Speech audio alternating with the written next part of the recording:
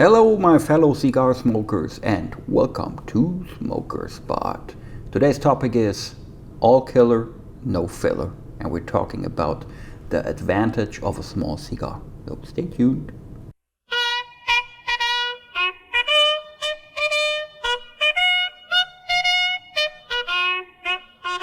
So why did I choose all killer, no filler? First of all, it's an album made by Sum 40, not 41, 41. Sum 41. It's a Canadian pop, rock, punk band, something like this.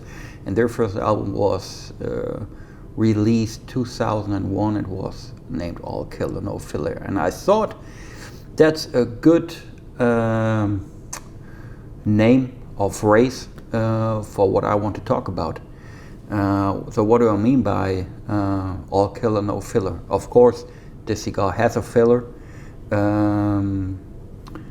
but much less filler than a big cigar. And a while ago we were doing an episode called Bigger is Better, where I was talking about the advantage of big cigars in comparison to small cigars. But since everything is more or less objective, I thought let's do an episode where we are talking about the advantages of small cigars. And in this case, we're smoking the Eastern Standard by Robert Caldwell. Very small cigar, you're probably smoking around, 20, 25 minutes. 42 ring gauge, 4 inches long.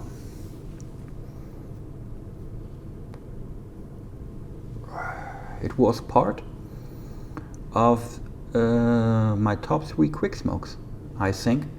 We had the Eastern Standard in there, pretty good cigar for a small one.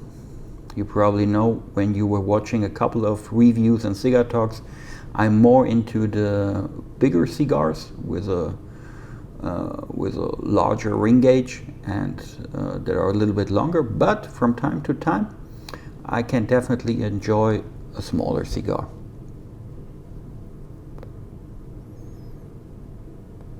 So all killer, no filler. We definitely have less filler in here than we have in a bigger cigar. And of course we also have less wrapper, but the important thing is the ratio between the wrapper, the binder, and the filler.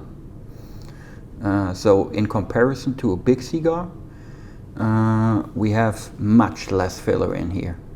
It's just a ring gauge of 42. So imagine like placing in there like 7 tobaccos like in the Davidoff, Robusto, and Tenzo. I mean, that's simply not possible. So you have lesser tobacco varieties, but also in total less filler.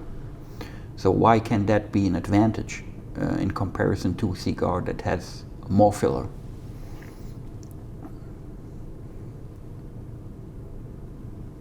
It is said that the wrapper of a cigar is important for the taste. No doubt about that. Some people say it's up to 70% of the cigar, of the taste of the cigar, is coming from the wrapper. I already said it in the Bigger is Better. I'm not sure about the 70% thing, but there's definitely some kind of flavors, aromas, and tastes coming from the wrapper. So when you're looking at the ratio, we have, since we have less filler in there, so the ratio is towards that we have in a smaller cigar, we have more of the wrapper. So if you're really into that theory that 70% of a cigar, of the taste of the cigar is coming from the wrapper, you would definitely have more taste in a small cigar than you would have in a bigger cigar. But it also means if you have a fucked up wrapper, then the taste is fucked up. So you definitely have to look for a good cigar when you're into the smaller ones to getting a good taste out of it. In the case of the Eastern Standard, and you know I was smoking it before, it's definitely the case. You have it more concentrated, more focused on the cigar, on the flavors. You're just smoking 25 minutes. The cigar has not so much time for developing the complexity, so the taste and the flavors, aroma has more or less be on point.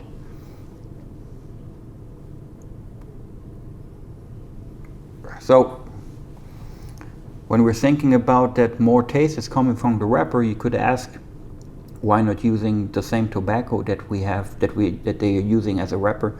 Why not making a whole cigar out of it?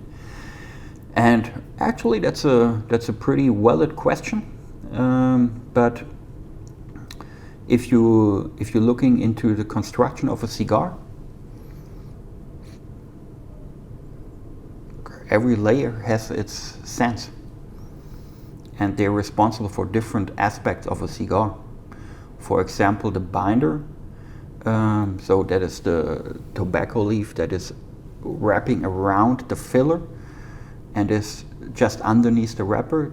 So the binder is responsible for the burn of the cigar, that it's burning good and that it's burning even.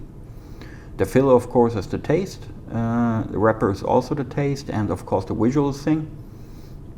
And different tobacco leaves and different tobacco plants, they have different advantages and disadvantages. So there's a sense behind it that we more or less, every cigar is more or less the same wrapper, a Corojo wrapper on an Ecuador wrapper or Sumatra. They're very popular leaves that are used as a wrapper. Think about the Connecticut shade, for example. And there's an idea behind using these kind of leaves as a wrapper.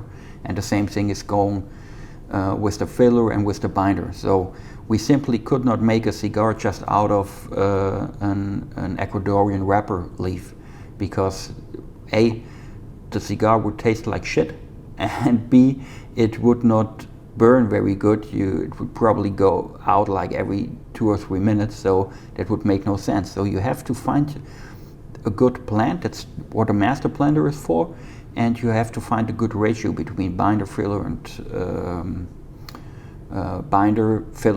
and the wrapper. So, conclusion about small cigars is, if you have a good one, and if you know you have a cigar that has that perfect ratio and has all the tobaccos in there that you like, a small cigar can definitely be on point aroma-wise. But on the other hand, if you're into trying new things and new cigars, me personally, like I said, I'm more into bigger cigars, and also because the cigar has more than one chance to be good. Maybe in the first third it's not so good, but then it develops very good at the end. With the small cigars, the whole smoking process is so quick, like I said, 20 minutes or so, so there's not much room for development, you know. But from time to time, there are very good small cigars. You just have to find the right one. Anyhow, guys, I hope you enjoyed that real quick and dirty episode of Cigar Talk. All killer, no filler. Enjoy a good cigar. Enjoy your day. Most importantly, stay safe, stay healthy.